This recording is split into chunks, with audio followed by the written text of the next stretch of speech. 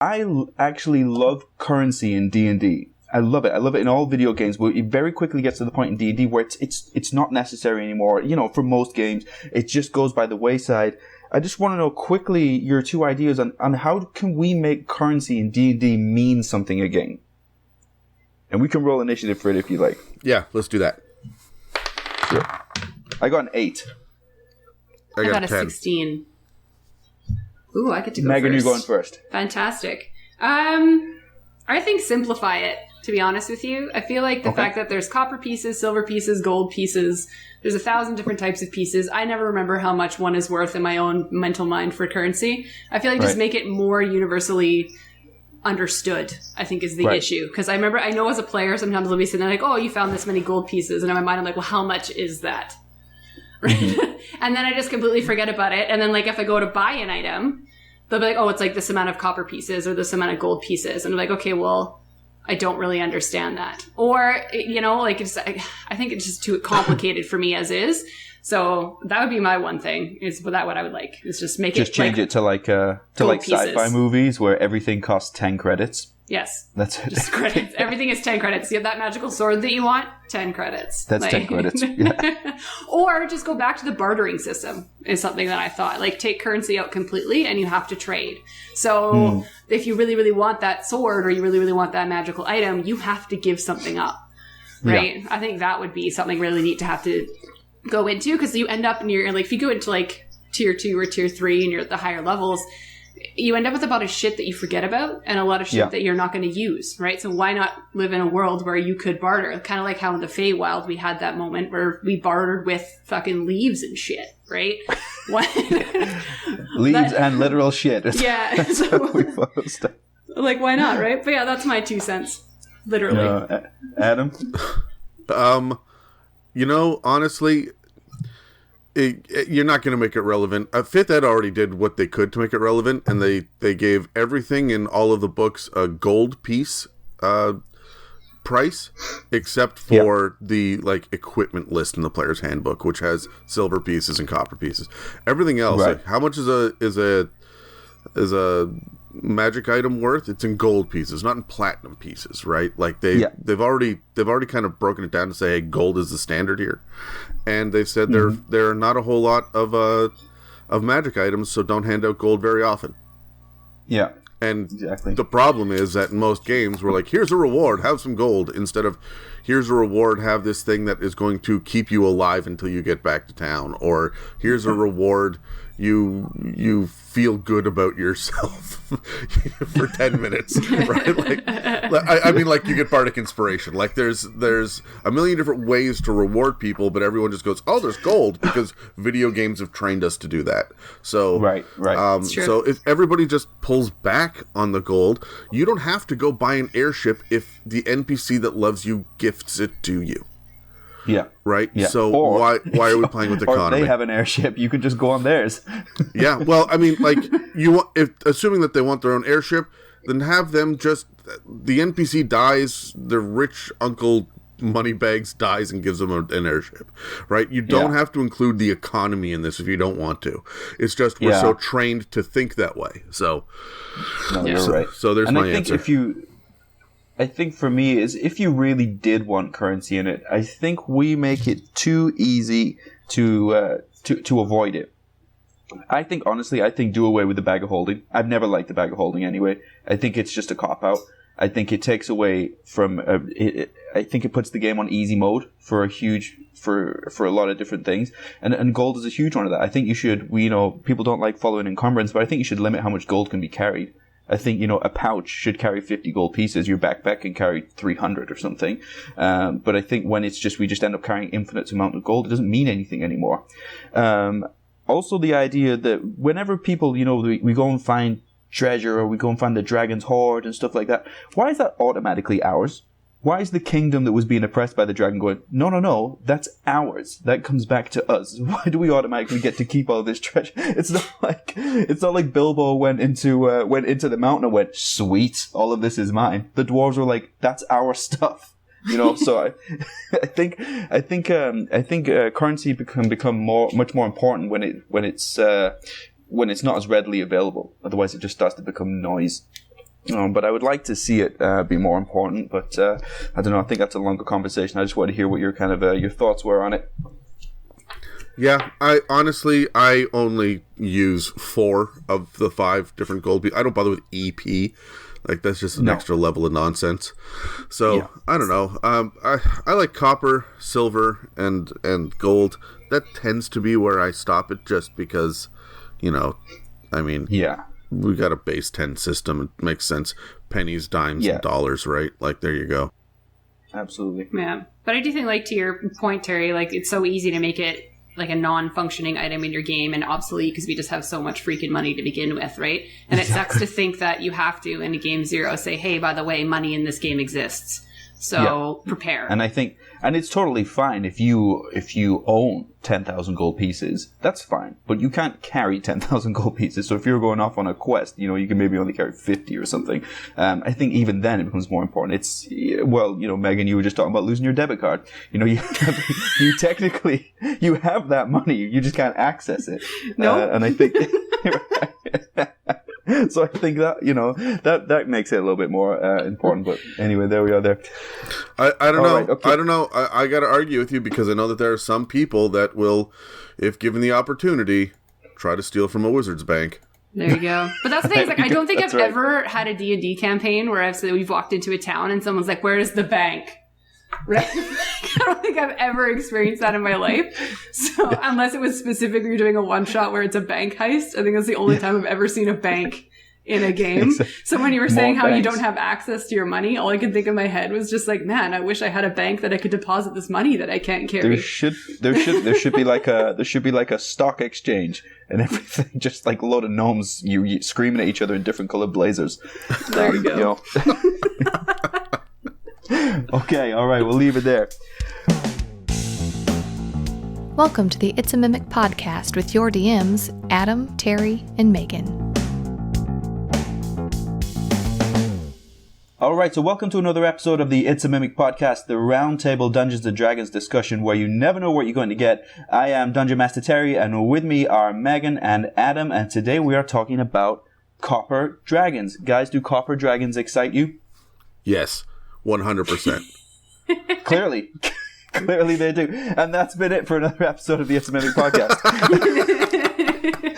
Well, we were just saying, I think, and I'm planning on defending copper dragons a lot, that they're easily forgotten with the metallics because you have your gold, your silver, then there's the battle for brass and bronze, and then copper naturally kind of fades into the background, even though really they're very different to the other dragons. No, that's probably what built their character. They're that middle sibling that always gets forgotten, so they just become an asshole. Right, exactly. Exactly. Yeah, exactly. They're the middle sibling. I never was a middle sibling, and that's good. I was the oldest one, but I can imagine it's awful where you're old enough to know better, but you don't get any of the good stuff either. And the older siblings already made all of the mistakes that the parents are now looking out for you. Yeah. Absolutely. Yeah, but by the time the youngest sibling comes around, they just don't give a shit anymore. Like, fine, go drinking with your friends. I don't care. Exactly. You're 11, but I don't give a shit. Yeah. We don't have the energy anymore. The younger sibling, is like kind of like the baby of the family, but there's never a full scrapbook for the younger one, right? The first one gets all of it. I think my baby book had 1 page filled out, and that was it. It said, you were born. Are you the youngest one? I am the youngest of 4, yeah. Holy shit. We don't have a middle one then, I don't think. Because I think, well, I know that Terry and I are oldest, and then Dan and Dave and Megan are youngest. What the hell is Brad? When did Brad's creator design him and build him and wind him up and send him out into the world? Oh, Lord. If you ever want to annoy your younger sibling, just say that nobody cried when they were born, and just leave it there. Yeah, done. I don't know, man. I don't know. My younger brother would look at me and say, "And no one will cry when you die." Yes. Maybe that's the trade-off. Right? The older siblings, the parents cry when we're born, but when we die, they don't care. Okay. Like, finally. Right, okay, We'll learn a little bit about copper dragons then, so I won't go word for word, but I'll pull out the main points here. That the copper dragons, they're known as being incorrigible pranksters. They're joke tellers and they're riddlers, and they live in the hills and the rocky uplands. And despite being gregarious and even and tempered in their nature, they do possess a covetous, miserly streak and become dangerous when their hordes are threatened. So even though that they're light-hearted and jokesters in some ways, they take their possessions and their hoard very seriously. And typically what they'll do is they'll hide the most important parts of their hoard, which for them what they crave more than anything is precious metals and gems and things that come from the earth. They'll hide the most important parts of their hoard in secret sort of antechambers, and then they'll display things that they consider to be less important, what they consider to be more mundane, as a way of tricking people that may want to come and take their hoard into thinking that is it. So that when they leave, they don't take what the dragon wants them to take. But a huge part of their personality is they are very good hosts. So they do appreciate wit, storytelling, jokes, and riddles. Basically, what they put out, they like to receive as well. So for that reason, they like to entertain bards a lot. Makes sense. To go even so far as to set up an area of accommodation where they will actually host bards for a longer period of time, the trade-off being that they're expected to entertain the copper dragon for a long period, which is one of those things where it's like initially a bard is probably going to love that until the bard starts to run out of stories, starts to run out of jokes, and then it starts to get a little bit hairy. So a thing with copper dragons is they're very cautious and crafty. So when building its hoard, a copper dragon prefers treasures from the earth. Like I said, they'll hide it off to one side, and then they use a couple of very important lair actions to stop people gaining access to their hoards. So they will defend, but a huge part of what they do is actually slowing down movement. So we'll get to that with their breath weapons as well, but also with their lair actions, they can choose an area of point of ground that they can see within 120 feet of them, where stone spikes will start to sprout from the ground, and it's essentially becomes the spike growth spell. If you guys know the spike growth spell, it'll restrict movement within a certain area.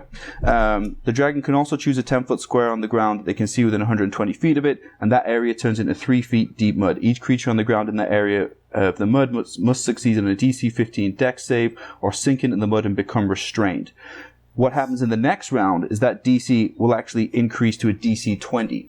So these lair actions, I would argue, and I'll let you guys speak to it as well, are actually very powerful, not necessarily for causing damage, but for restricting movement, where if it comes to you do need to attack a dragon, it can become, sticky, not to deliberately use a pun, because they're very big on restricting movement.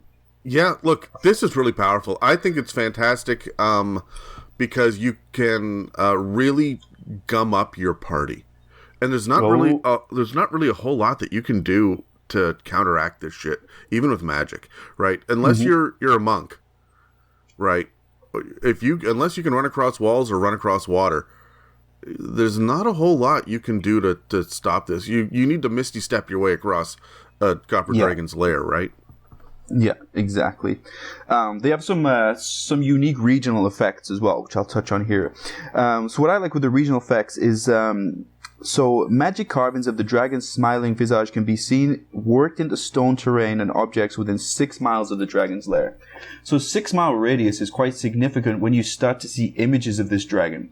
So what I like about this is they're not trying to hide their location. Well, their specific location they'll try and hide, but they're not shy of announcing that they're there, and they want to show off their image.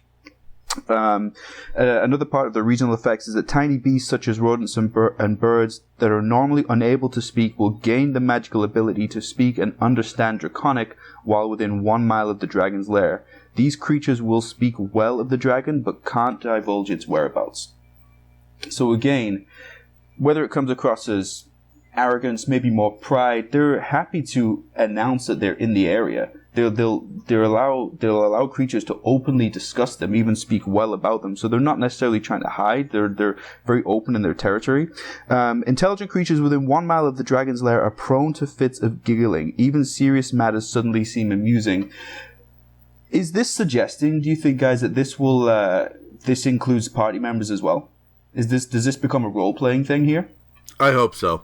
I would say absolutely yes. I would add some sort of charisma save to this. Yeah, Absolutely. And there's nothing mechanically here. It's a little bit vague, but I absolutely think a charisma save should be included. And I know, not everybody likes to lean into the role-playing aspect of the game, but I think it should definitely cross over onto the party. I think those very tense situations, it's almost like Curse of Strahd, it's very tense in some ways, but you also need to contrast that with humor so that you feel the tension so much more. And I can imagine how tense it must be coming across a copper dragon, especially if for some reason you can't stop giggling while the tension is happening. I think it would make for a very unique encounter. I think it would be hilarious to walk into like a town where all of a sudden every 10 minutes everybody just starts laughing. And then that would be terrifying. And you have to do your charisma saving throw to see if your team doesn't laugh, and like half of you fail it, half of you succeed. So suddenly half of your party starts laughing, and you're like, "What the fuck is happening?" Right? Like, yeah. I think that would be hilarious. Like, I would laugh at that. But again, like it's good for those people that aren't strong role players because they're forced to do something to interact with their environment. Right? I think that's hilarious. I would have something like a funeral procession. Or a funeral happening with the smiles planted across their faces. Like, imagine how creepy that would look. Oh. Okay.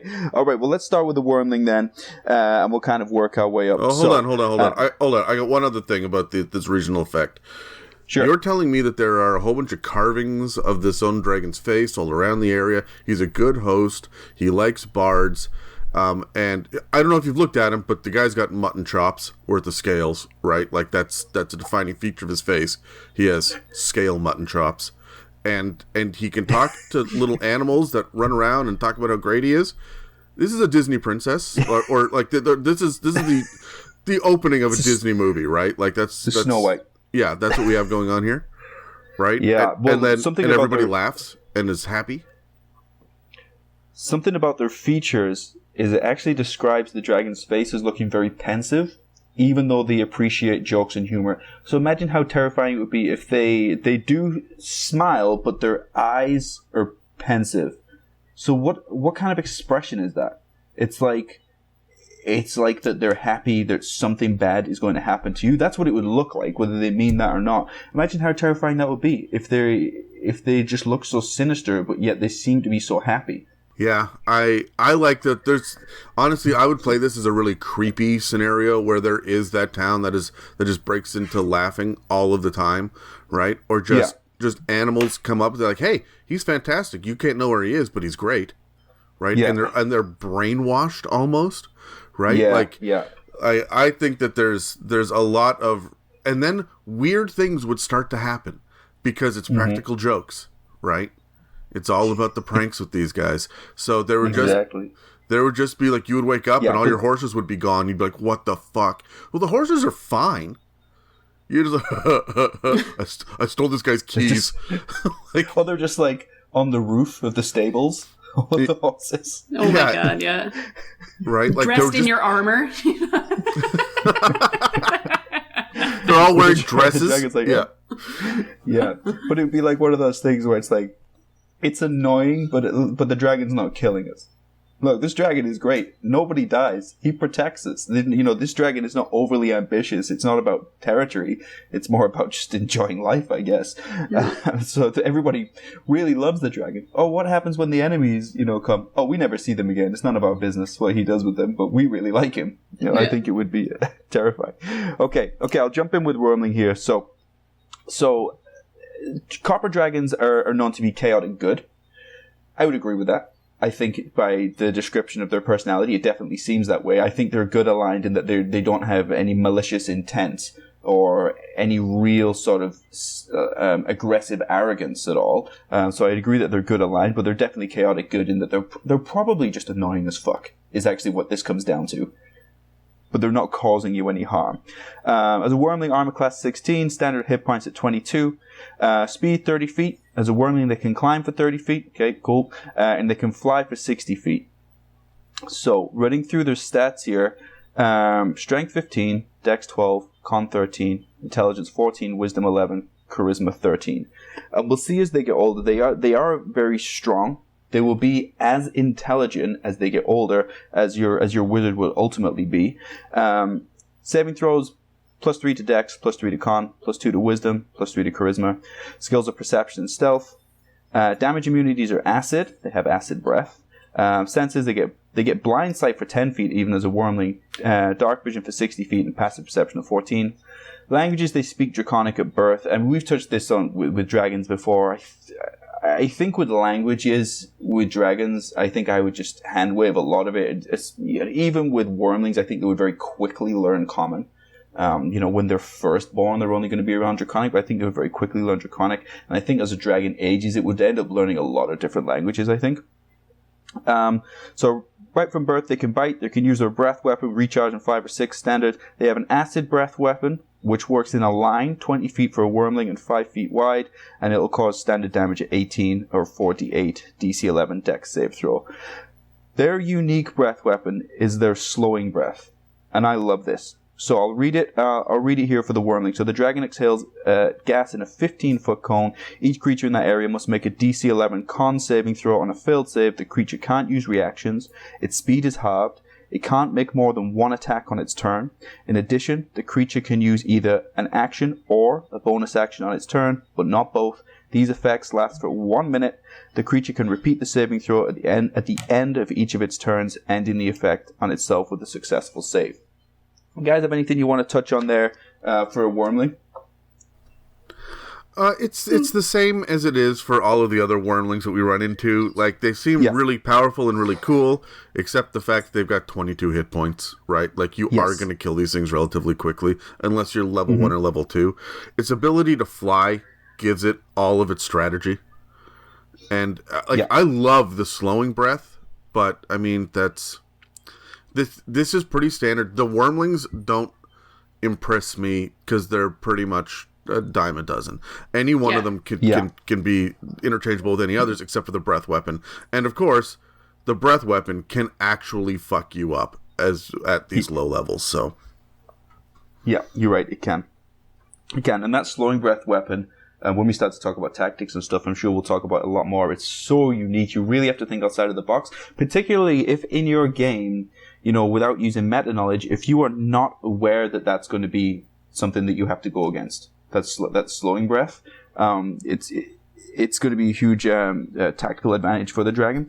As they grow up, as they start to go into a young copper dragon here, everything starts to go up. Of course, armor class will increase. Hit points, because they go to a challenge 7, goes straight up to 119 as standard. Their speed goes to 40 feet, climb 40 feet, and now their fly is already 80 feet.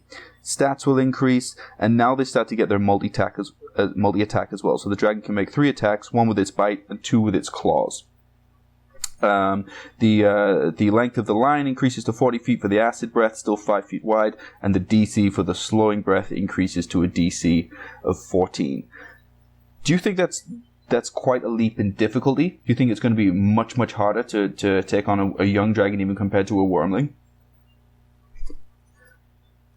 Yeah, 100%. And I mean, it's because their senses also go way up. Their passive perception is huge. Their dark vision is extended. The fact that, and I mean, they speak Common too. So they've been around, at this point, they've been around humanoids enough to know your tactics a little bit better. Yes. Wormlings feel like animals, almost. By the time that it's a young copper dragon, this guy is the challenge rating 7 feels like he is as good as any single party member. And keep in mind too that the challenge rating means that you're supposed to have 5 party members face this creature, right? So he's as strong as 5 level 7 party members. So he could probably go toe to toe with a level 12, level 14 character, right? So there's a huge jump there. But I like it. This is what a dragon should do. Yeah. Absolutely. Yeah, I feel like it's, especially because Wormlings, to me, they breathe almost like they're the gecko of the family, right? They're not going to be able to do much. They're mostly just there for defensive to keep itself alive. Whereas as they grow into the younger dragon, especially this one, the ferocity does increase. So you don't necessarily, if you're by yourself, want to go against one of these things, even if it's young, right? Because they gain that intelligence that you are there to hurt it. You could be its food, right? Yeah. So I think that's the big jump between the two. Yeah, and we get another big jump again, really, just like most of the other dragons. When we go up to adult here, the challenge rating goes up to 14. So Adam explained the challenge rating to us. So that means, you're expected to have 5 level 14 party members if you're going to take on one of these here. Armor class goes up to 18. Hit points jump to 184. Their speeds don't change, though, for adult. It's still 40 feet climb, and 80 feet for fly.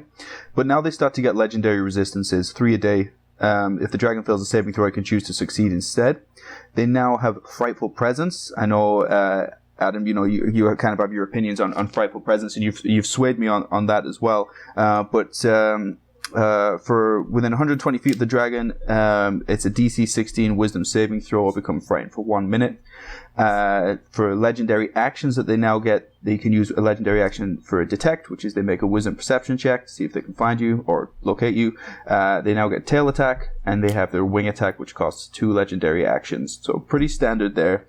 I think tactics and strategy is going to change a little bit. I think when we get to the adult dragons, I think this is where personality will come out a lot more. They've been in the world and experienced a lot at this point, as opposed to like the Wormlings and maybe the young, where it seems they'll be going mostly off instinct at that point. I don't know if you guys have anything you want to add to the adult dragon there. No, I mean it's pretty straightforward. We're just getting the larger and larger area for the breath weapon. Like the problem with the dragon stats is that they mechanically, like numerically, they beef up. I've complained about this in the past though. There's nothing new. I mean, there's a big jump to add the legendary stuff. That's great, but there's nothing here that specifically, look at this cool legendary action that only copper dragons can do. That's what I want from this, right? I almost feel like this is where the slowing breath should be included as well. Like there should be another effect or an aura or something coming in here to make them feel even more flavorful as their own unique kind of dragon. Yeah, absolutely. And then when we go, and then again, Megan, is there something you want to add there? Not really. I just want to kind of ask, because I didn't do the fact checking just yet, but how many dragons have a climbing speed? Not I don't many. know numerically. Yeah, there's not many. So as much as we're talking about having a uniqueness to a copper dragon, like I included in some of my notes here that like a climbing speed is something that not necessarily is specific to them, but is interesting because of their terrain, right? So I think that being an adult and having that climbing speed is something they can use to their advantage that is a little bit different. Yeah, and I would also... we didn't really talk about their terrain at all, actually. Yeah. When we went through the intro, they live mostly in hilled areas. Hilled areas and dry areas. Yeah. But not deserts. Yeah, these, I guess, are your grassland areas. Like, it's... I wouldn't say they're forested, even. I mean, maybe they are, but... Yeah, even if it's forested, it may be lightly forested, but what I mean by that is they're not looking for a thick, dense forest like a green dragon is. I mean, there may be trees and plant life, but that's not what is attracting them to that area. Yeah. I'm imagining kind of like a general forest, nothing that's overgrown or too bad. Like, and they reside within like a field that has a general cave. Like, it seems very normal to me. Like, there's nothing too like exciting about it. Like my Dragon Ball Z references, like how they always fight in fields that have these tall, like random spears of ground, right? That's what I imagine it to be. I'm kind of imagining foothills or even like Scottish Highlands where it's just like big rolling hills and valleys, but it's not mountainous. Yeah, peaks and valleys. That would be a good way, I think, that I would describe it. Yeah. Yeah. My favorite thing about it is these statues that are popping up with their likenesses on it.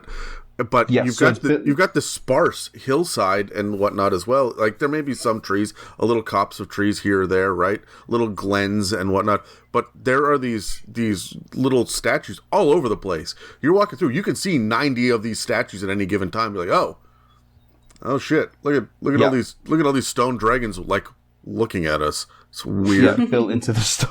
Yeah, absolutely. And all these birds that they're talking about. Have you guys met the dragon? He's awesome. So when we go up to ancient, so we don't get anything added other than we get the changed shape.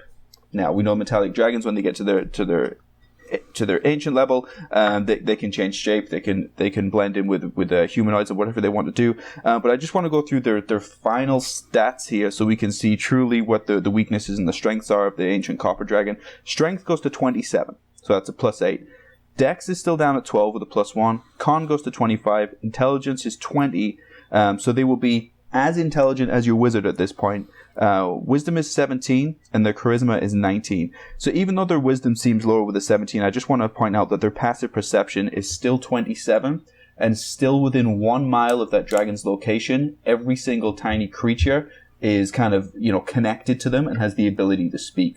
So even though their wisdom is lower, I kind of just want to point out that you're not really sneaking up on this dragon. In fact, he's openly letting you know that he's there, and every tiny creature that can see you is basically reporting back that you're there as well. Mm-hmm. Yeah. So that's it for the final stats. I just want to point out how their breath weapons change at the end as well. So their slowing breath now becomes a DC 22 con save, but has the same effect. And their acid breath is now a 90-foot line that is now 10 feet wide. Something I want to point out with their layers that I didn't point out earlier is their layers are made up of many, many narrow, winding tunnels. It's essentially, they're like an underground maze. If you think it's like a classic maze, that's what a copper dragon's lair will look like. So for a creature to have an acid breath of the 10-foot wide line and 90 foot long and 10 foot wide, that's going to cause you some problems in that lair, especially if they know that you are coming. Can it go around corners? Does it say that? No, it can't. So mechanically, it does go in a straight line. So one of the things that I would add into this is that, so the thing about the 90-foot line is it is winding. It's not going to go around corners. You're right. Like that's, I don't think you're going to get the full length of it at any given time until you start running across these 90-foot long tunnels. Remember, these guys are smart. They'd say, how long can my breath go? My breath weapon? Okay, all right, okay. I can have this 90-foot long tunnel, and this is where I'm going to use my crazy lair action to do spike growth, to slow you down, and just burn you with acid, right, down this one stretch. Right, and if you make it through this and you're still alive, good for you. There'll be another 90-foot stretch later on where I'm going to pop my head around a corner and just boom, there we go again, right? So, and keep in mind too that these tunnels have to be wide enough for the dragon, right? That's a good point. This is its home, so yeah, that's a good point. I think these dragons. And let's get into the mechanical stuff now. I think these dragons are going to be very frustrating to fight with if you have to. Mm-hmm. So I haven't gone through all of the points there, guys. So you missed one, Terry. What did I miss? You missed the fact that ancients can change shape. This is the standard for good ancient dragons. They get the ability to polymorph into a humanoid or beast. Yeah, I talked about that. It was mentioned. Okay. Well, never mind then. I got you, Terry. I'm sorry. I was going to be like, no, you didn't. I was looking up which other ones can climb. So, and the answer that makes sense. The answer is red climbing. dragons. Actually, that's the point I want to make on climbing. Red dragon is the only other one that can do that. There you go. So, me, if I was DMing from a combat perspective. If the dragon does not have a climbing speed, I would also make that, and it might sound simple, that they are not allowed to grip vertical surfaces. I would say, okay, if you're fighting them on the side of the mountain, they can't fly up 60 feet and grip the side of the mountain and attack you. I think what's being said here is if they do not have a climbing speed, they can't do that. That's not a tactic option for them. They can't grip a vertical surface. So I don't know what your guys' rule would be for DMing there. Oh, for me, it's the same as any sort of creature that wants to climb. A dwarf doesn't have a climbing speed, but can climb a vertical surface. It just moves at half speed. And then it has to make checks, and if it fails, it slips. Right? Fair one. Yeah, that seems better, actually. Yeah. So the reason that coppers and reds get this is because they live in mountainous or hill areas, so they're used to going up and down cliff faces. Yeah, and that's what they do. I think they actually talked about how they have like ridiculously arm and leg strength. Like they never miss a leg day or an arm day. Like that was something that was very specific to them too, is that they're beefy AF in the arm region. So all right. Okay. So we'll roll in just a second, but having gone through all of the points, I would like us to discuss favorite mechanical aspects of the dragons, favorite tier for combat, the standard ones we go to. So go-to combat maneuvers, unorthodox usage. If there's any of those points that you guys want to dive into a little bit deeper because it's something that you're quite passionate about or you want to explore, feel free to dive into it deeper. But let's roll initiative to see which order we're going to go in. Sure. Okay. All right. Oh. I rolled a 5. What'd you get, Terry? I got an 18. Oh, so did I. Roll off. Roll off. I got a 4. Oh, I hit a nat 20. Ayo. You did really? Oh, man. So Adam, well, this first, makes Megan, up what did you get? I got a 5. Okay, so you're going last. I'll go second. So this makes up. We recorded the dwarf episode out of order, and I got 2 nat 1s last night. So this makes up Yeah, for it. that's right. You did. Fuck. All right. So mechanically, I think that these guys are relatively standard until you get into their layers and their ability to slow people down. My favorite mechanical aspect, of course, is always going to be change shape. I like the idea of, Right. I just said, it's got to be wide enough for the dragon to run through. To a point. I mean, there could be some areas that are actually kind of narrow that he has to turn into it's because it's humanoid, right? Yeah. You can turn into a humanoid or beast that has a challenge rating no higher than its own. So he can turn into a badger. And these guys are smart enough to have these little narrow tunnels to get... Where is this guy's horde? Because it says that they've got a whole bunch of worthless, useless, but pretty items like fake knockoffs and they've used silver paint on this wooden armor to make it look like it gleams and put it in a display case, right? But the real horde is somewhere else. It's hidden. Yeah. And they don't want people to know where it is. I like the idea of them turning into a bat, right? And flying up and kind of walking with a little 2 foot around movement into an area because they can climb, it's got to be vertical shafts that lead to where its true horde is. It's got to be tiny, tiny, tiny spaces, right? And it's got to be well hidden, right? You're not gonna just see the door that says staff only, right? Yeah. Right. So, this isn't like the Cave of Wonders on Aladdin where you go down the steps and then it's like there's the lamp. It's not like that at all. Yeah, exactly. So there are definitely, I would say there are areas where this creature, okay, so here's another thing. I worked in a haunted house, so I'm all about booby traps and hidden doors and everything. Worked in a haunted house for years. One of the things is there are these large areas behind the walls where the employees hang out and do their own thing. You may have, as a series of players, the ability to run down this narrow hallway to get down to the next thing. But he's going to have this whole other part of his lair that you don't have any access to. You don't know where it is. And it's massive, and it's all the way around. He's essentially climbing around the hamster tubes that you are running through and pulling back little hatches and blowing his breath weapon in. Right? And then closing the hatch and coming at you again, right? And these guys are pranksters, so they would have these things set up for hilarious reasons, but also for tactical reasons as well. So I like the idea of you guys running around, and then he just slides open a trapdoor from underneath you, and you fall 15 feet into a larger chamber. And you can see that you've been running through the ductwork. Right? You thought this was the lair, but no, here's the real lair. And you just hear his bellowous laugh every time something happens. Just because he's just like, haha, delightful. But I think that that's the other thing that he would do too. Like the prank is he would get, okay, I'll save it for the roleplay side of things. For the mechanic side of things, he would very much have a lair that is designed to separate the party. Yeah, I agree. I think so too.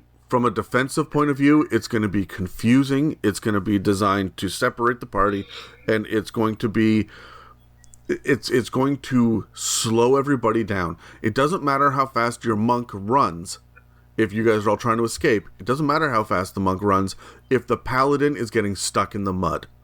Because then the monk just gets to the edge of that room and sits and waits.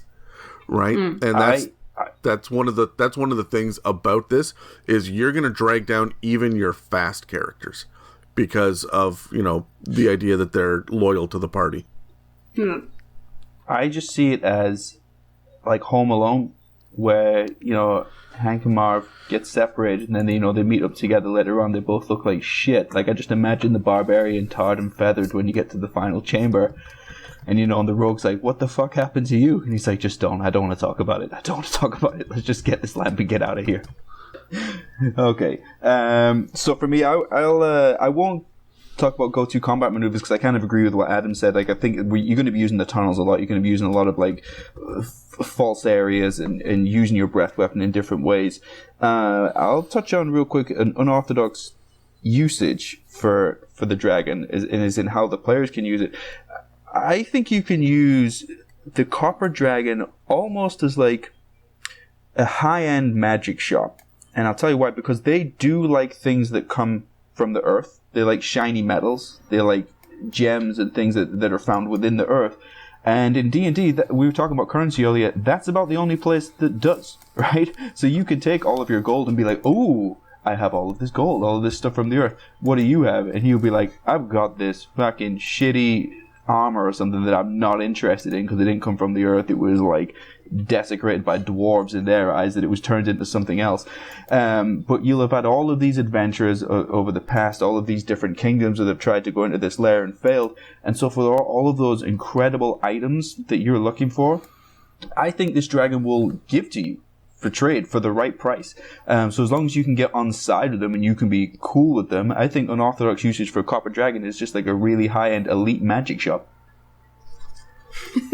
Come look at my wares. I have wares. What are you buying? What are you selling? Wares for you. I have this helmet and it is ugly. Does it do magic stuff? It does a lot of magic stuff, but I do not like it. Please take it from me. I will take your gold. I love it. I like that too, because then the stuff that he's like got on display is just like it's the knockoff. It's like you walk into a place and they've got the shitty, cheaper version of it. Like, okay, so I can go into the back and get you the real one, but I need you to commit to the purchase first, right? So you can walk in. He's got a whole bunch of wooden swords that have been painted on the wall, and in each one of them has a little label that says what sort of magic shit it can do. But you go to pick up the sword, and it's just a wooden sword. He's like, well, this is the store model, right? Yeah. I like the idea of you get 10% off, though, if you take the display model. Like, this is I only have the display model left. It's cheaper, though. It's not as good. Like, is this foil wrapped around a wooden blade? Yes, it is. Okay. It's just Megan? like it's a bag of holding with a hole in the bottom of it, right? Like... It'll have whatever you want, but any small item is just going to fall out the other end if you're not careful. So Yeah. Exactly. Oh, Lord. I like that. I should write that down, actually. I like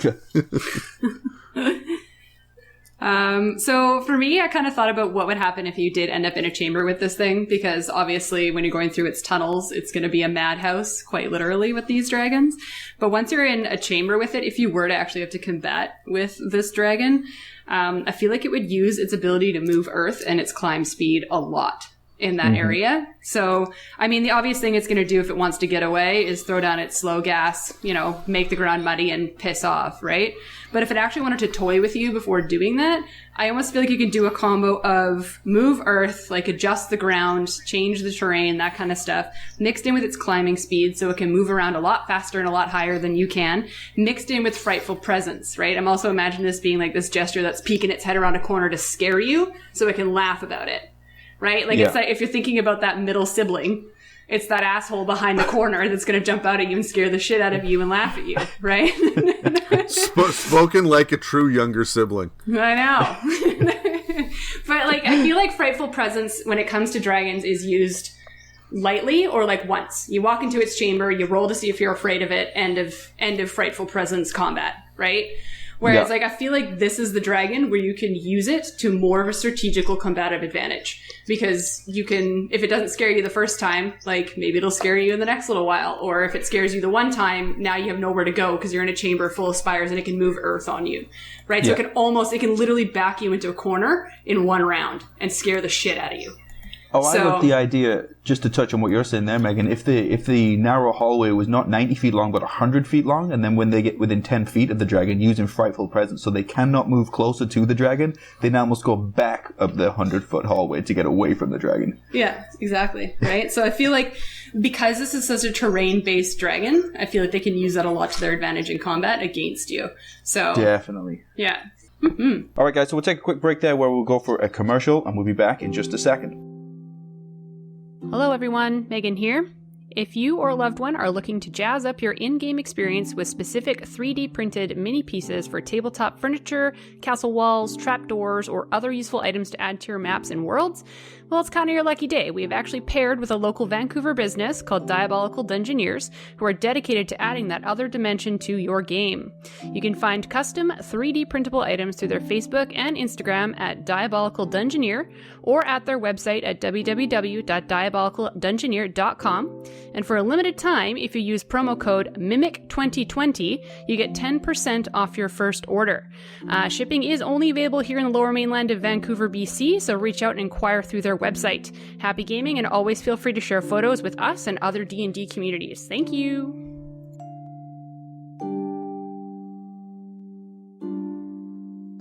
Okay, team, so coming on to topic 2 here, I want to start to talk about more social encounters. So we can roll a game, but I'll throw the ideas out of what we can talk about here, so you can discuss in more detail for some, or however you want to do it, your favorite social or environmental trait of the dragon, your favorite tier for social encounters, a standard social encounter idea that you might have, and then some allies and what to expect from this copper dragon. So, you guys ready to roll? Mm-hmm. Yep. All right, let's do it. Oh, mine went all over the place. What did I get? 20? I just got a natural 20. Oh, I got a 13. I got a 15. I'm rolling pretty well today. I'm kind of happy. I thought my 13 was good, and you guys just ruin it. All right, Terry, we haven't heard enough of your voice yet, so keep talking.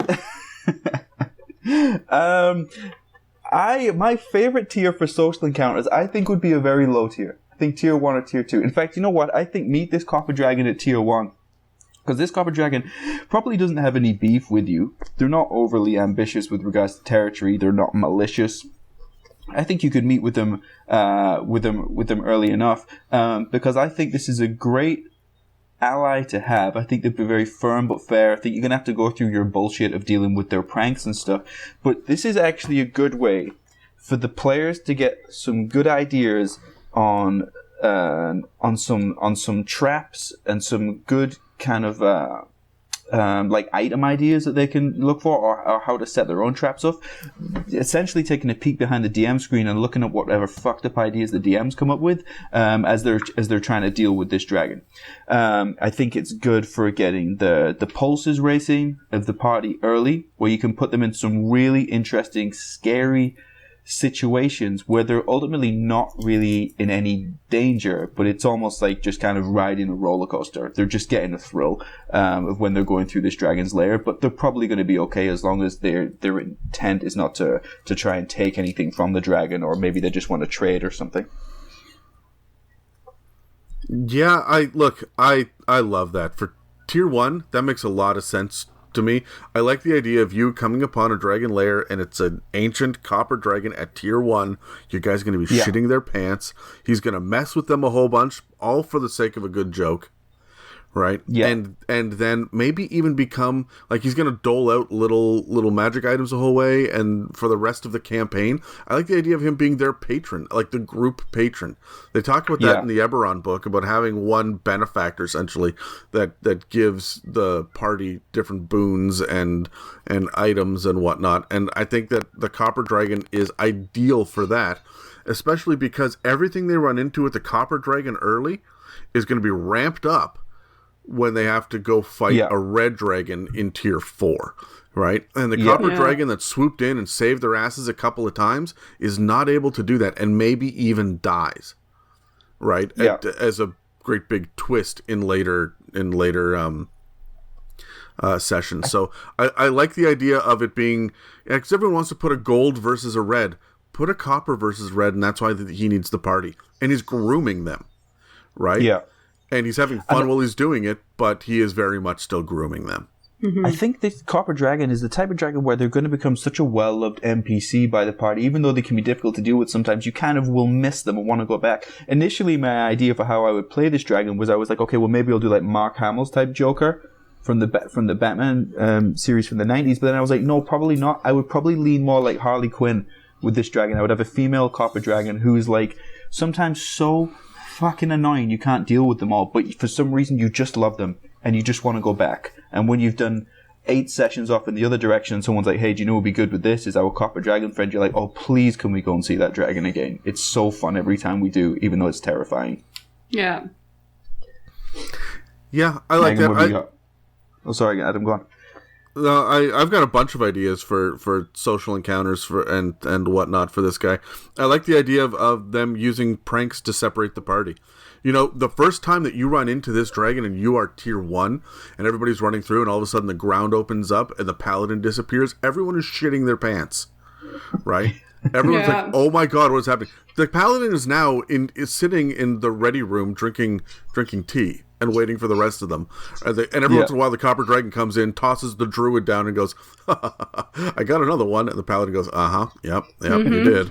It's just like a sleight of hand magic tricks. Like everybody thinks that the dragon is like eating people and swallowing them one at a time, but it's just like the shot going over the shoulder. And they just end up in like the hidden room. Trap door. That's when the trap door comes in handy. They actually end up in this nice lush room where it's just the paladin's like, what the fuck is going on? Just go with it. They're loving it. We're killing them out there. I also like the idea of it being super creepy because, you know, there's always that one player in every group that has the pet, whether it's a mouse or a hawk or a raven or like I've got my turtle that I carry with me everywhere. Like, okay, calm down, sea elf. We know you're water based, right? And everybody's got their one little thing, but these are all tiny creatures. And remember, tiny creatures within a mile are all like, they suddenly speak Draconic, and they absolutely love the dragon. So I love the idea of you're walking through looking for the dragon's lair, and all of a sudden, the pet mouse, who has never spoken before, turns to the dragonborn and says in a deep, booming voice, man, I love this guy. And like just out of nowhere. And as you are running to try to escape, the mouse is like in your pocket going, no, wait, stay. He's fantastic. He loves you. Right? Like, I love it. That's so creepy. And I think that's fantastic. I just imagined the dragon being like a magician and like makes your animal disappear into like a stupid top hat. And then, or pretends to eat it or something like that just to make it disappear and like, ooh. I love the idea of you coming upon like your mule that you left outside, your pack animal, and it's just been reduced to bones, but it's a full skeleton just standing there. And if you succeed at your medicine check, you see that there's little like pins and needles that are holding all the bones in place, like in a museum, and it's actually like carved out of ivory or something, and it's not actually a real skeleton. Your mule is fine, but you thought I ate your donkey. In fact, all the equipment that was on your donkey is now cleaned and put in the corner. I love it. It's like behind a bush. I would love this dragon to insist that you call him like Excelsior or something, the great dragon, but really his name's like Eugene. And it's like, no, I'm the great Excelsior. Well, the other thing, I think there's a darker side on this too, and I think that if you were to take a young dragon, then maybe not an adult or a copper, but a young dragon who likes the pranks, he's gonna prank too hard sometimes. Like the dragon, the first time that you run into this guy, he's doing flybys and hitting you with a slow breath weapon, and you guys are crossing the bridge, and he goes beneath it and shakes it, right, as you're trying to get by, and stuff that your guys they're doing skill checks or maybe even skill challenges to get past this creature over and over and over again, and the copper dragon accidentally takes it too far. And like the fighter just like loses all of his hit points, falls like to his death, and is at the bottom, like bleeding out. And the copper, no! Oh no! Hold on! Oh my God! Who's got a health potion? Oh shit! I'm so sorry, guys. I didn't mean for it to go this way. Or it just jumps out of the corner to scare you, and then like your tiny dwarf bard just starts crying, and then the dragon's like, no! I'm so sorry. Like I didn't mean to. I'm so sorry. I didn't want tears. This is not the plan. Like yeah, exactly. Now we'll just look like a dick. Oh, the room in the lair, which is all of the pranks that have gone wrong. So it's like the paladin from the last party that he tried to saw in half, like in the magic box or something, he's just actually cut in half. People were like, what the fuck's it? Look, right, you can't make an omelet without cracking a few eggs, all right? Not all of it went to plan. And the big thing is he's a little bit of a dick about it too, right? So he's like, well, you know, I turned them into 2 halflings. Ta-da! Fuck. Aw. Exactly. Just a gnome in the corner with an apple still on his head, but the crossbow bolt is through his eyeball. Aw. All right, okay. All right. I had one that I wanted to throw in there for just some hilarity, because we haven't quite talked about it yet for social stuff, is their actual parenting structure. Right. So these guys actually hatch their eggs and then they parent the child up into adulthood and then they separate. So these are families, and sometimes you will find a copper dragon family. So I am also envisioning walking into a family of copper dragons and you have that one that's just full of fucking dad jokes. Oh, God. And there's the teenager that's just like, oh my God, dad, shut up. Right? Like, Or maybe they're like the family that's too close. You know, it starts being creepy. Like, They're all wearing sweater vests. just weird stuff. Like the way they'll like usher each other along, and I'll be like, did your dad just like pat your bum as you went by to like tell you to move or something? Like, don't do that. That's weird. Like, that kind of family. They're overly familiar. There's like a hot springs, and they have family baths and shit. Yeah, exactly. yeah. Everybody welcome. Everybody welcome. Yeah. Exactly. But you said, Megan, you said they parent their offspring until they're adults. Yeah, I'm pretty sure that's what I read, is like up until past young, so into adulthood. This is like Step Brothers. This is where the 40-year-old child has not moved out yet. Yeah. This is what I see here. I think there should be stepchildren. There's two copper dragon families come together. And they have to look. Nobody's moved out yet. Okay, your sister is finding herself. She could stay here. Yeah, but I love the fact that they don't separate, and they all separate though. So like even the parents will separate, and then the kid separates once the kid is an adult. So it's almost just like they fight over who gets the actual like the current cave. Yeah. Like there's this the family battle of like maybe the two young, like maybe they had two twins or something, and like a brother and a sister. They're now arguing over who gets the cave from mom and dad. I love it. Yeah. I love it. Terry, I got a question. Right. I got a question. Sure. You're British. You invented the language. How come your sister is finding herself and your brother is exploring himself have two very different connotations? They're dating, did you say? No, oh I said gosh. how come your sister, who is finding herself, is very different than your brother, who is exploring himself? Like it should be. Yeah, I love it. Oh, it all makes for good. Like, I don't know. I would like to see that put across in a social encounter as well. He's not available right now. He's exploring himself again. for the fifth time today. Yeah. Oh Lord. And I know he does that because I clean his tapestries. Ew, stop. Exactly. Oh. Okay, team, we ready to jump to a shout out? Well, yes, let's cut to a shout out. Shoot oot. Megan, please don't do that. I'm sorry. Megan does that on every episode she's on. She calls it a shoot oot. Shoot oot. Hey guys, it's Dan again. We've been working remotely from home, calling in to record our voices, then editing them all together to give you the best quality we can, but it has me missing the good old days of having everyone in the same room.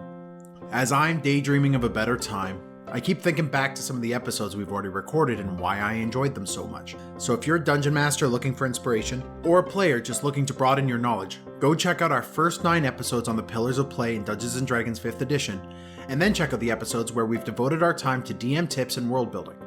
We've given an episode each to random tables, finding inspiration from other sources, styles of campaigns, how different DMs prep, running session 0, how to engage players, how to handle character deaths, alignment and honor and sanity, big bad evil guys, dungeon designs, and loot.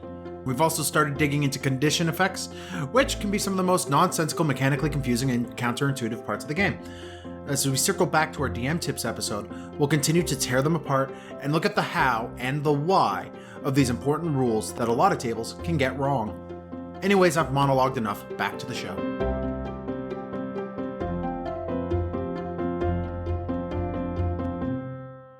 Alright guys, topic 3, final topic. Let's talk about campaign usage. We'll talk about, should you choose to, when you would like to use a Copper Dragon as a BBEG, when to use a set piece encounter, when or even how to introduce worshippers, and then when we get to the end, we'll roll again, then each of us can bring our single new creative idea for a dragon as an NPC. Okay, so let's roll again. Okay. Are you ready? Okay. Yep. Yep. Oh, that's my first not too good roll. I got an 8. 10. I got a 7. All right, Megan, you're first. Yay! Megan, you go first with a 10. Okay, so how I'd introduce this as a big bag evil guy, I feel like I'm imagining something like Dance Moms. Have you guys ever, like, seen that show? But, like, he's the orchestrator of, like, a giant talent show. And he's, like, pulling people out of the town to, you know, audition for the show, even though they have no talents.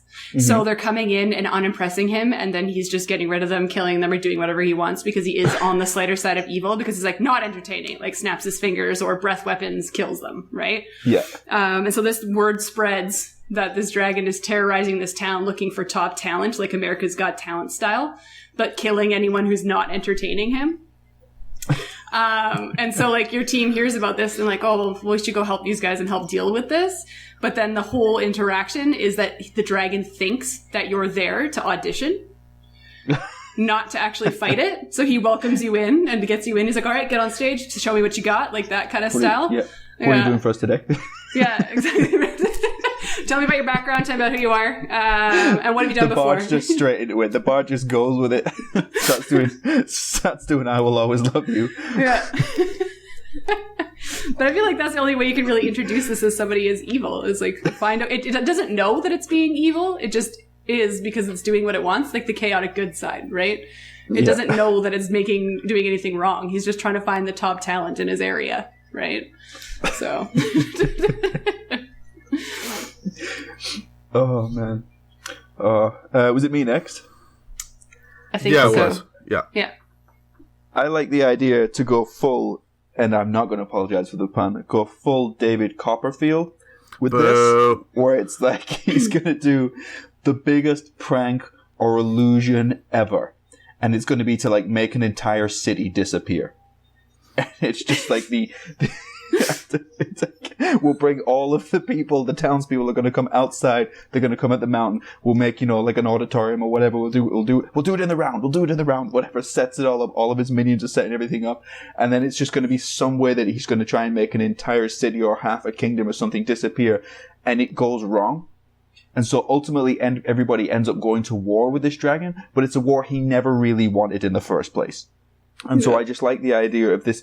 But you know, this is a copper dragon. He doesn't know war. All he knows is pranks and illusion. And so it's like, how do you prepare for an enemy that they don't really understand war themselves? They're just fucking annoying, but now they've scaled it up to the point where it's like, you think the cavalry has disappeared, but they're not. They've just gone behind, whatever. And so I think when it comes to using this as a big bad evil guy, it's not necessarily about going for blood and destruction, but this is much more like illusion on a grand scale. This dragon is going to make you think you are losing, or make you think this is happening over here. Like, kind of look over here while I steal your wallet. So I think to use this person as this copper dragon as a big bad would be just constant misdirection. And I think it would be very frustrating for the party, but also not too crippling as well. There's a little bit of fun to it, absolutely. Exactly. I just have to come up with some huge ideas for this about how I'm just going to do these massive shit illusions, or even like Adam said as well, is just to just make them go wrong sometimes. Like, look, honestly, I didn't mean to kill all those people, but I did. We're here. What we need to do now is talk about how we're going to get through this. Well, dragon, we have to kill you. I don't think there's any need for violence. I've apologized. I said I was sorry. So, yeah, I like the idea of sitting the whole party down, like, in his living room and saying, all right, guys. And he's sitting there like, you know, when you got your hand across your eyes, you're just like, fuck, god damn it. Okay, guys, what went wrong, and how can we avoid this again in the future? Yeah. Oh my god. I'm imagining that to be able to cast all those illusions. I could see him over the years collecting bards, so that he can collectively use all of their abilities. That was going to be my big thing, actually, was like the idea of introducing worshippers to this. Like, I think that he probably does protect a nearby town, right? The town is a little bit poor because this guy loves his treasure, right? And so when something shiny comes in, he's like, tell you guys what, I will have a contest for this. And he always has a different contest, and it's always rigged in his favor, right? And so he always has the thing. There are statues up around for him everywhere. You see all sorts of dragon statues throughout the town because it's within 6 miles of his lair. Because his lair is 5.5 miles underneath the town. Yeah. Right? And so, but when you walk into the tavern, you just paint a normal, regular, kind of poor tavern.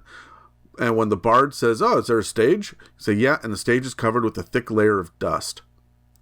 And it's like, "Oh, that's weird." Then he's going to get up and play, and to have the NPCs warn him, don't do that. Because every bard or minstrel or band of traveling musicians, everybody just disappears. And everyone else knows that the copper dragon polymorphs into looking like a human and walks in and just like, "Oh, hey, no, you're really good. I wanted to ask you a couple of questions." And then just come back to my room in the inn, and then you never hear from the bard again. And now you have to go actually rescue the bard. And I would straight up, I would do this where the bard, the player, does not come to the session. We will role play out what is happening with him and the dragon midweek. Right? But the rest of the party is like, "Holy shit, what happened to the bard? Why is he not here this week?" And then they've got to go rescue him. Right? And I think that it would be a lot of fun to find that there's just a whole bunch of like aging rock stars that are stuck in this dungeon almost. And they've all got their instruments but they're all in an anti-magic field. Yeah. Right? So you go ahead and you play.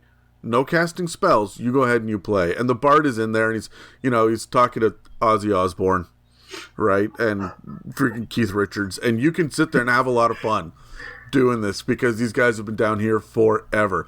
Ozzy's gotten so hungry down here, he's taking a head off a bat, right? Like Exactly. And it's kind of like, be careful what you wish for with bards as well. Was the classic trope of them trying to seduce the dragon, but this dragon's like, "You had me at hello." Like, Yeah. I look now all I want to do is have a dungeon full of aging rock star jokes. So you wake up and you see that there are 2 cells and you've got Mick Jagger and Keith Richards rolling stones back and forth to pass the time and shit like that, God. Right? You've got Paul McCartney there and he has pet beetles. This one's name is Ringo, right? Like I think you could have a lot of fun with the idea of older aging rock stars depending on who is like who's sitting around the table. And you're only going to get have one person at the table that understands all of your jokes, though, and that person's going to have a hell of a time, and everybody else is going to. Well, not if you have like the rock stars that everybody thought was dead. Like Elvis is not dead. Elvis is with the copper dragon. It's just nobody knew where he was. Oh yeah, you get your Janis Joplin and your Kurt Cobain's there. Oh my god. And why am I drawing a blank? I almost said Willie Nelson. I'm like, no, he's the one that doesn't die. He's the one that keeps on going. I love this. Man. All right, is that everyone? Should we roll for unique character builds? Yeah. Or unique NPC ideas? Okay, 1, 2, 3, let's go. I got 5. Mine are getting worse. Nice. I got 5 too. Roll off again, Terry. Roll off again. 6. I got 19. Nice. So Megan, Adam, then I'll go. Cool. All right, so my interesting idea here is that this would be an ancient dragon that can polymorph that you run into that's like, "Hey, I want to join your travels and I want to come with you and, see all the bards that I can see, but I ask that every time we go into a town, we make sure we go to the entertainment district in an entertainment way, not a sexy way." But the cue quirk to this guy is that something that I read about these dragons is that they love to drink wine. Like they have an obsession with wine. They love it. However, they are resistant to poison. So they resistant to acid. Sorry, acid, yes. Like, isn't it poison as well? No, it's just acid. Damn it, my idea doesn't work then. Because my theory is that they can't get drunk. Or they can't get high off acid. There you go. Everyone else is just tripping balls and he's like, "Come on. I want to play I think I got a dud batch. But that's what I imagine. He's practicing his acting skills by pretending to be drunk all the time because he's just drinking wine all the time. He sees all his friends getting drunk and wants to be drunk as well. So now you have just this asshole that isn't drunk but is pretending to be drunk all the time. It just becomes this really annoying interaction. Because they have a really high constitution. So the chances of a dragon getting drunk. Their saving throw is plus 14. Yeah, so they're not getting drunk anytime soon. right? No, they're absolutely not. Like, whether they're resistant or not, the dragons are not getting drunk. Yeah. So Yeah. I just think that would be a really fun thing to roleplay because your team thinks it's a great idea to have this dragon travel with you. And then you're just annoying AF for the entire time. Fake drunk. Until they just leave you behind eventually. Oh my god. Oh man, you wouldn't, if this dragon decides that it likes you, you wouldn't get rid of it because it knows where you are. It knows where you are. It's got everything reporting back. It will find you. It'll be like, guys, you guys are so stupid. You forgot me back there. Yeah, You like know, he's so yeah. stupid to the idea that they don't want you around. He's just that annoying You friend guys that shows must feel up. pretty silly. Yeah. Oh. Oh dear. Sorry, we got talking about acid, and it distracted me for a little bit because I'm like, these guys have acid breath. They're able to freaking melt rocks and shit with this, and they can climb. They're definitely making vertical tunnels. They don't burrow so much as they burn their way through mountainsides. Yeah. Yeah. And through hills and stuff. I think that's a lot of fun because your tunnels, the layer here will look very different because it'll be very smooth. Mm-hmm. Everything is going to be smooth from all of the acid and whatnot. It's not going to be like it's almost like going to be like a sheen of glass, of melted rock all the way around. I think that's really neat.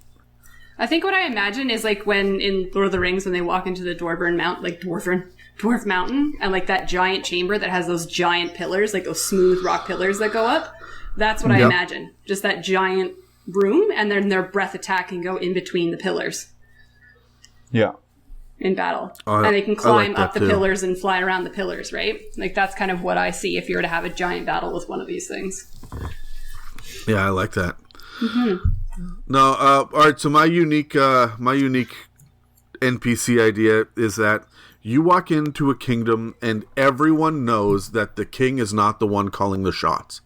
You know that he's been coerced, and there's something dragon, right? And that's what everybody is talking about. And they're talking about, we do see the dragon every once in a while. We see the dragon and it moves, at night. We get a little hint of green because as they get older, as copper dragons get older, they get the tint of green to them as well, right? So, so your guys are sitting there looking for, the advisor, the evil advisor, or the evil, bank manager, or like whoever's pulling the strings.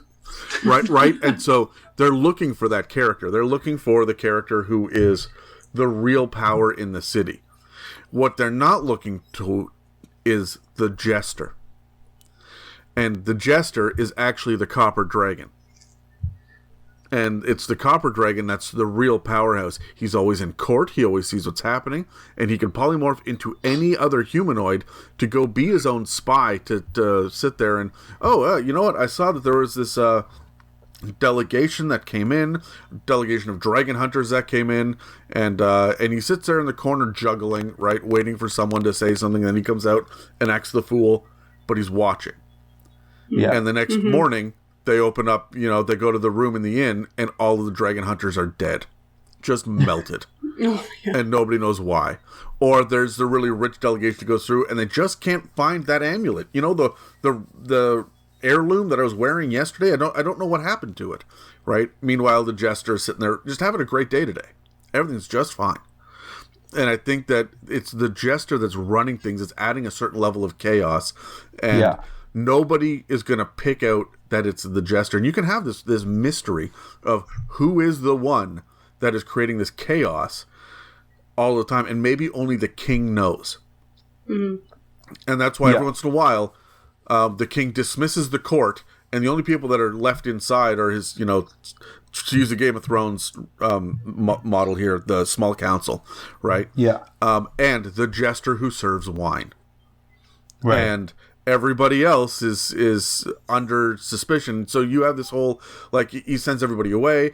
The small council is in on it. The dragon makes his decree. Then the king comes out, changes his mind with what he was going to say before. And everyone's like, what the fuck just happened? Yeah. Who is working against us?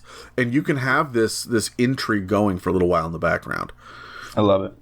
Yeah, I love it. Yeah, I think you can get clever with these dragons. Terry, what's your NPC? For me, I have this idea of based on their personality. Those people out there, they're tragic souls that are, they're a friend to everyone, but they have no friends of their own. And we call them coffee bitches.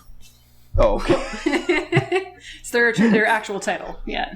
Friend to everyone, no friends of his own. Maybe he runs the magic shop or something, this dragon, but will like commute into work every day from the lair, will change shape, make his way through the towns, is pleasant to everybody, but it may be even more of like a David Brent or a Michael Scott type of story, which is where it's like they try so hard to fit in, but they just can't. And for this situation, it's obviously because they're a dragon. And so they'll be like, it will be that boss that's like, why don't we hang out more? Why don't we hang out after work? And then like the employees are like, well, you're a dragon. And he's like, right, that's right. That's cool. What are you guys doing tonight? Just going to the tavern? I might drop by. Well, you're a dragon, so it's cool. Yeah, it's a good point. Okay. See you on Monday. Do you think they do it because he's a dragon, or because he's a dick that keeps flipping the bill of your ball cap? Well, right? it's also friends. that as well. What? It's also that as well. Or maybe this dragon just thinks they don't fit in because he's a dragon. Then one day someone has to go, it's not because you're a dragon, it's because you're an asshole. That's why people don't want to be around you. It's okay. I can imagine him, like, when he knows they're going out to the bar that night, he'll probably morph into something else, like a different person, and try and go, like, as a different person and meet them like he's new, but you can blatantly tell that it's him every time. Because he acts the same. It's just a different body. Actually thinks he's fitting in. They're like, look, you've come to a tavern and you look like a 13-year-old girl. Like, it's very obvious that you're not supposed to be here. Yeah. Nobody wants to hang out with you because you turned our buddy's ale into acid last time, and he hasn't been the same since. But that was funny. Everybody laughed. Nobody laughed! Okay. Or it's like, he'd be like, guys, game night over at my place? I'm not going to your lair. No? Okay, see you Monday. Just friend to everyone, no friends of his own. A bit of a tragic story. I love that. And he sits there, and he's got the little book under his arm for hovels and humans, and he just wants to role play. Humans for dummies. but does have this one like little bird friend or something, that he like confides in, because obviously they could speak when he's there. It's like, one day I'll get out there, or there's like the big games on, you can hear everybody cheering from the town. It's like a tragic Disney movie. Oh my god, no, Terry, it's even worse than that, because he's sitting there and he sits there and talks to them, and as everybody else says, no, we don't want to do that, and they're walking home, all of these crows just sit down and start speaking Draconic. You should really go with him. He's a really good guy. You should definitely hang out with him. And all of the animals in town just start to pester and bother. Like, oh my god, that would be so annoying. Yeah, I love it. Oh, okay. That's my idea. Adorable. So there we go. Well, we're pretty much getting towards the end here, guys. We're going to start wrapping it up. So final thoughts. If there's anything else you guys want to add to Copper Dragons before we wrap this sucker up. Do you guys have any thoughts on worshippers? People that would legit worship this dragon? Do I think there's people that would worship this dragon? I feel like it would be bards in general. Every dragon has worshippers, right? So yeah. You think it's bards, Megan? Yeah, I think that you'd have like a small hovel of bards that just worship this guy because, I don't know, maybe he gets them jobs and stuff. I don't really know how to like tie that in. But like he's like the kingpin of like the entertainment world. And to be able to get a job as a bard, you actually have to go and audition with this guy. And so bards worship him and they like praise his criticism, right? So like getting criticism from this dragon is like the most blessed thing in the world. So like you have these like tours of bards traveling across the land just to see this dragon, to be criticized by him. It's like on people's resume as well that they like studied under Excelsior or something. Yeah. I'm trained by. Yeah, he's got the certificate and everything with like a claw signature on the bottom. I love it. I don't see this dragon as having worshippers, but I think they would. It's almost like it's better than the other guy. It's like, okay, well, he lives in the forested foothills because he's wanting the hills more than the forest. But if this dragon goes away, then the green dragon's moving in. So it's like, do we want that, or can we just deal with this joker? because he's not killing us, he's not hurting us. I mean, the odd person every now and again that comes on the shit end of a flaming sambuca maybe, but like, you know, nobody else is. So I don't think he'd have worshippers. I think he just had people that would just deal with them. I think I think there'd be a small community of halflings nearby that would absolutely worship him, and they're little practical jokers. How annoying would that be for you, Terry, to come into the little village of halflings and they are just pulling pranks all of the time? I would, and any prank that I think they failed to pull, they would just re-roll and ultimately get it in the end. Yeah. So, yeah. But honestly, my favorite worshippers, I'm going to go back to kobolds, because kobolds worship dragons. I know they're supposed to be evil and that's Tiamat and so on and so forth, but I would have some good aligned kobolds, and they also try to pull pranks, but their pranks are like, hey, we removed this guy's hands, and they just don't get it. They just don't get it. Right? Like they're just really, really, really bad at it, and they take it too far every time. Like they just don't get it. The Eric Cockrell wakes up to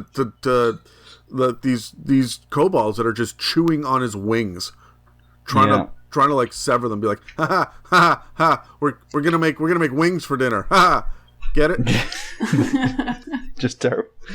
All right. Okay. Awful. All right. Okay, well, that's it for this week's episode on Copper Dragons. Guys, you can find us on iTunes, Spotify, and YouTube, as well as dozens of other podcast apps. You can also find us at www.itsamimic.com or email us at info@itsamimic.com. Thanks for listening to the It's a Mimic podcast, and make sure to check us out next week when we are covering Ravnica. You've reached the end of another episode of the It's a Mimic podcast. Connect with us at itsamimic.com. Don't forget to subscribe and hit those share buttons. Thanks for listening, and see you next week.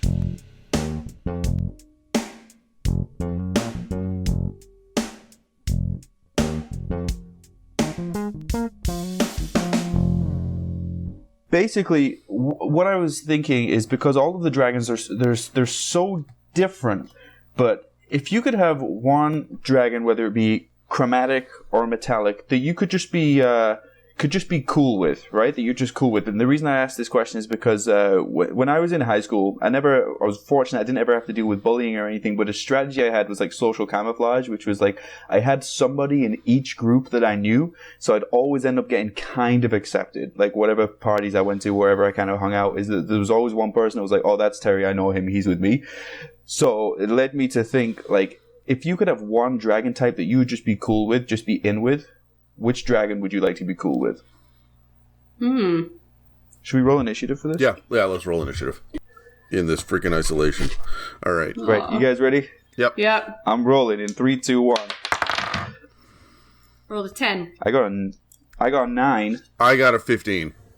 Oh. Okay, Adam, you're going first. If I want to be on someone's good side, like I just want to get in. I mean, it makes sense that you don't want the green dragon plotting against you, right? Or you don't want the red one to freak out. But honestly, my answer is Copper. I don't want the practical jokes played on me. I want to be in on the joke. Aww. To be honest, I hate pranks as well.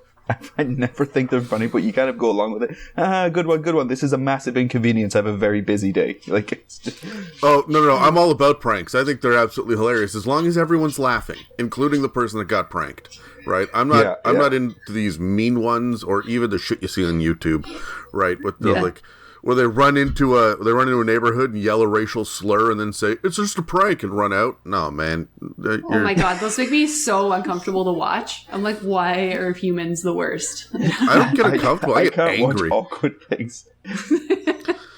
But no, but I'm all about a good prank. Something that's just the unexpected. Everybody gets a good laugh. But I want to sit back and watch it happen to someone else. I'm not the kind of guy that like gets kicked in the balls and says, "Oh no, that was funny. Haha, you got me." And I don't want that. I hate it. Okay, Megan, you're going next. My obvious choice would be Black Dragon, just because I want a really good goth friend to hang out with.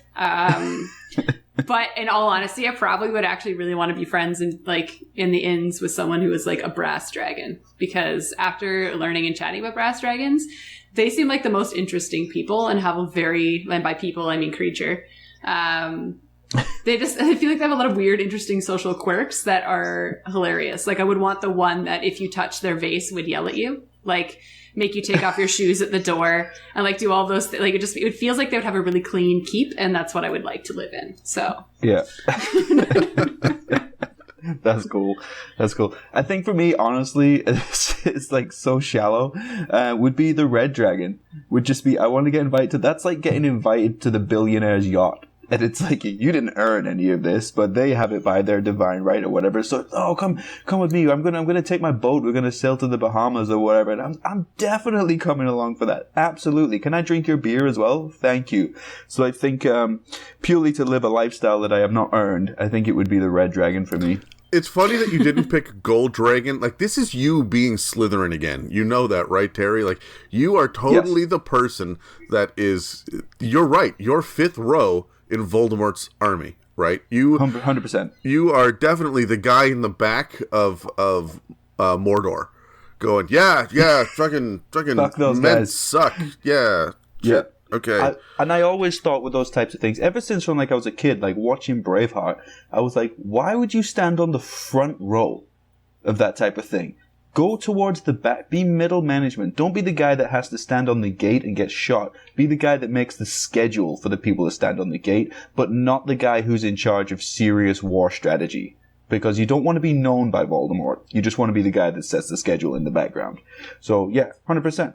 I don't want all of the responsibility of having to keep up this red dragon's like empire, but I'll definitely be his friend, his comic relief that comes on the boat with him for sure.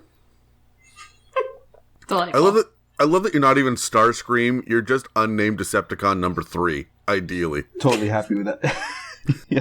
I'm the guy that when like yeah, exactly, Megatron looks to the right and goes, find them, and then they fly off and you never see them again. I'm one of those two Decepticons. Oh, Lord. 100%. Thank you for listening to an It's a Mimic production. Okay, you're done. Get it.